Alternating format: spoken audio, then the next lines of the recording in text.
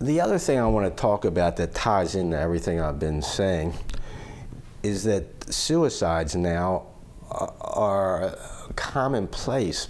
There's supposedly a suicide every 14 minutes. And veterans especially are extremely susceptible to suicides, and it's become an epidemic. And I think the reasons are fairly obvious, and I believe they're a result of the family structure being completely undermined by society and the fact that we have so few children now. If you go back, like I said, 50 to 75 years ago, your great-great-grandparent probably had 6 to 15 children. Those children had children, so there was a lot of cousins around. There wasn't all the easy transportation that we have now. So typically they would be in a fairly close-knit area. So that support group was there right from the start. They had maybe 30, 40, 50 cousins, and they were completely surrounded by them.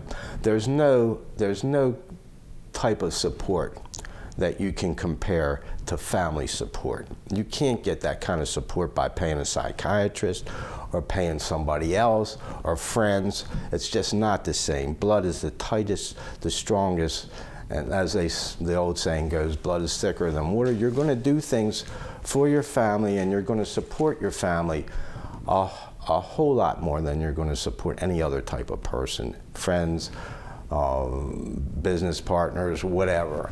The fact that we have no big family support group now, typically people have 2 to 3 children. Those children may or may not have children, and they live, it's not unusual for them to live on miles and miles and miles away. You may never see them. And as a consequence, I'm afraid that what's taking place with these suicides is that when some type of stressful occasion occurs, and there's a lot of them, there's no way of avoiding it. Life is one disaster to the next, and you just try to enjoy in between, but you're going to be faced with them, and you need support to be able to deal with them. And your cousins will probably be the strongest and best support group you could possibly have. And how many of you are in contact with your cousins? You may not see them at all. I haven't seen any of my cousins for about 15 or 20 years, and I don't think I'm unique in that regard. I had one cousin that I rarely saw, but when he got in trouble, I was there. And for somebody that I hardly knew, I was prepared to do almost anything to help him. And that's just the way cousins and relatives, that's what they do.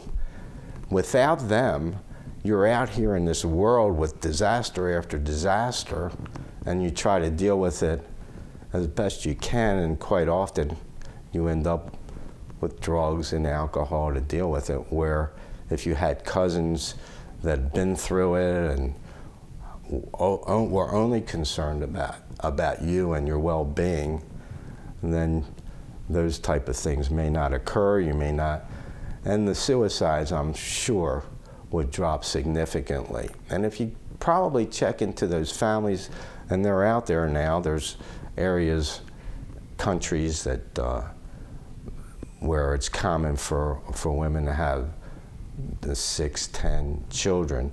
I bet you would find that suicides are almost non-existent.